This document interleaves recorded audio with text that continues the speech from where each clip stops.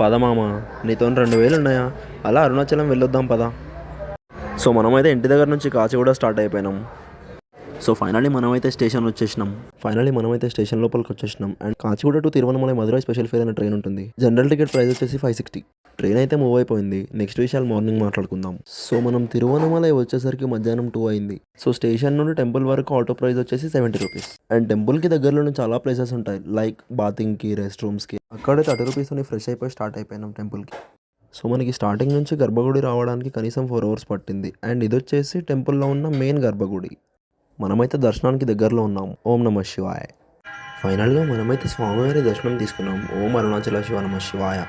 మనమైతే దర్శనం కంప్లీట్ చేసుకొని బయటికి వచ్చేసాము.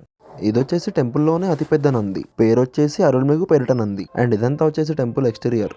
ఆర్కిటెక్చర్ అయితే నెక్స్ట్ లెవెల్.